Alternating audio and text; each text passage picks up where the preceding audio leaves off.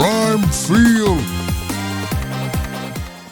In early November 2025, one of the most anticipated recruiting visits in women's college basketball quietly unfolded in Lawrence, Kansas. Addison Bjorn, 6'2", from Park Hills South High School in Missouri, stepped onto the Kansas campus for the final official visit of her recruiting tour. She wasn't just another highly ranked prospect.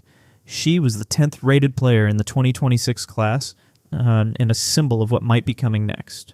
Bjorn had averaged 22.1 points, 11.5 rebounds, 3.4 assists, and 3.4 steals per game during her junior season.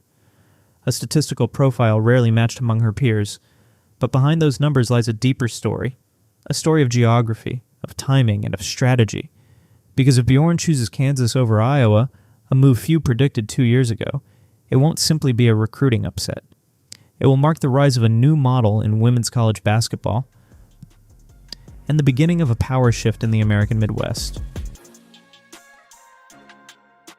At Park Hill South, Bjorn's game has long stood out for its versatility. A 6'2" wing capable of switching defensively across multiple positions, attacking off the dribble, and rebounding with front court strength.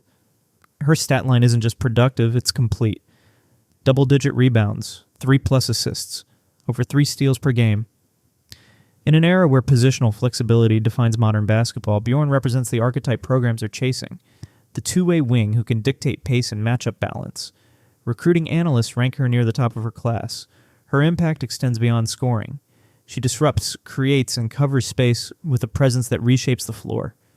That profile has made her one of the most coveted players in the nation, and the centerpiece of a recruiting tug-of-war between Kansas and Iowa.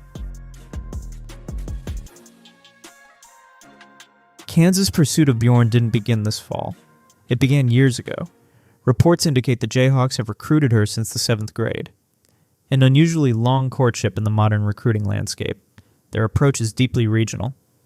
Bjorn's high school lies within the greater Kansas City area, a territory Kansas has intentionally prioritized. In recent years, head coach Brandon Schneider and his staff have refocused their recruiting on local and nearby elite talent. That shift has already delivered results, most notably 5-star Jaliyah Davis, one of the top-ranked recruits in program history. Bjorn represents the next evolution of that plan. The local star elevated to cornerstone status. Kansas also engineered a subtle strategic advantage, visit sequencing. Bjorn's stop in Lawrence came last on her official tour, a detail confirmed by multiple outlets. In recruiting, timing often shapes perception. The final visit creates the final impression. Kansas knows that better than most. To understand the magnitude of this moment, it's necessary to look north, to Iowa City. The Iowa Hawkeyes, under head coach Jan Jensen, have built a formidable identity. Known for an offensive system refined during the Caitlin Clark era, Iowa emerged as a national power and a recruiting magnet. But entering the 2026 cycle, the program faces turbulence. As of September 2025, Iowa holds only one commitment, McKenna Velichko, a high-profile forward and their highest-ranked post-Clark recruit, yet multiple top targets remain undecided. The 2026 class is a crucial stretch for Iowa's recruiting future. It's a moment of vulnerability, a gap that Kansas is attempting to exploit. If Bjorn, one of the region's premier wings, opts for the Jayhawks, it will underscore a broader question. Has Iowa's momentum finally stalled?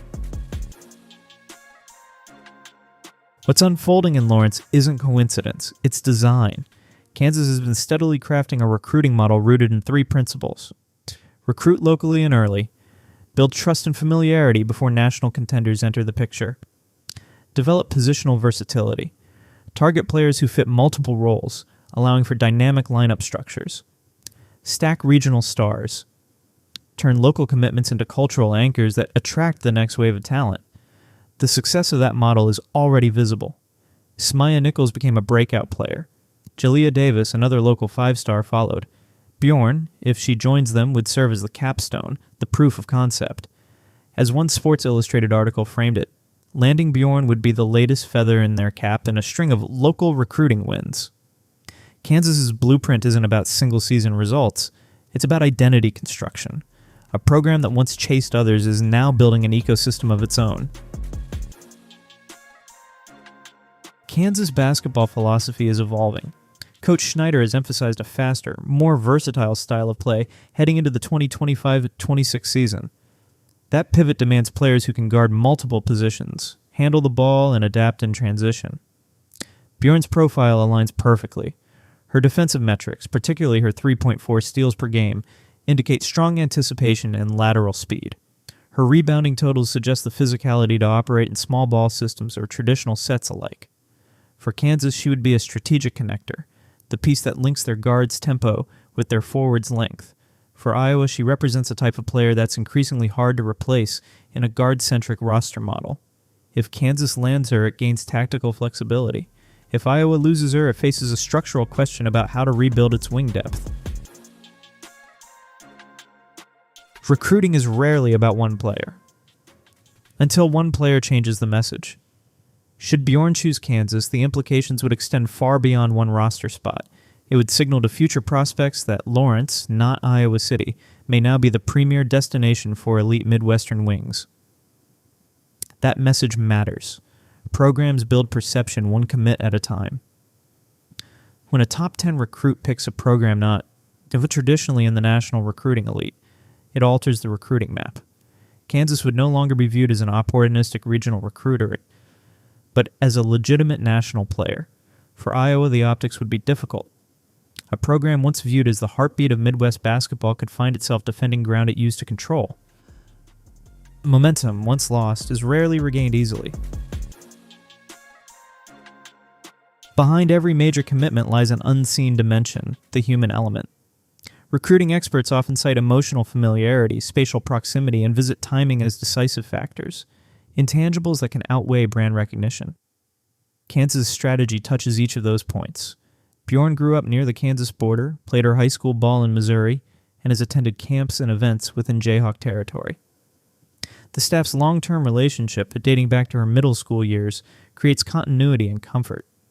And then there's sequencing, the last impression effect. Kansas being her final official visit places them in position to close with emotional immediacy.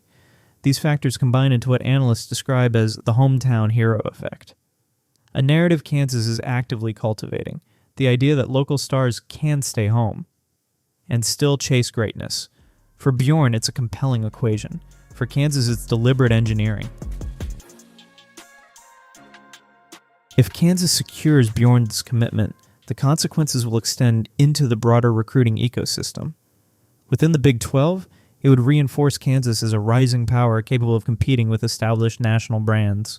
Across the Midwest, it would erode Iowa's monopoly on top-tier local wings and forwards. Future recruits from Missouri, Kansas, and neighboring states would see a pathway. Stay regional, play nationally. For Iowa, the implications are strategic. The Hawkeyes may need to recalibrate their recruiting map, targeting national prospects more aggressively, or re-emphasizing in-state loyalty before other programs intervene. Between 2026 and 2030, those decisions will shape the regional hierarchy. Kansas could accelerate into national contention faster than projected. Iowa could face a transitional period as it rebuilds depth and recalibrates identity. The ripple in recruiting terms could become a wave. Recruiting shifts don't always announce themselves with headlines. Sometimes they arrive quietly, in the form of one decision. Addison Bjorn's recruitment stands at that intersection. Her choice, Kansas or Iowa, symbolizes a broader transformation in how programs build, compete, and sustain success. Kansas has shown that proximity, persistence, and purpose can rival legacy. That regional connection, paired with a clear stylistic vision, can become as powerful as any national brand. If Bjorn becomes a Jayhawk, the narrative changes.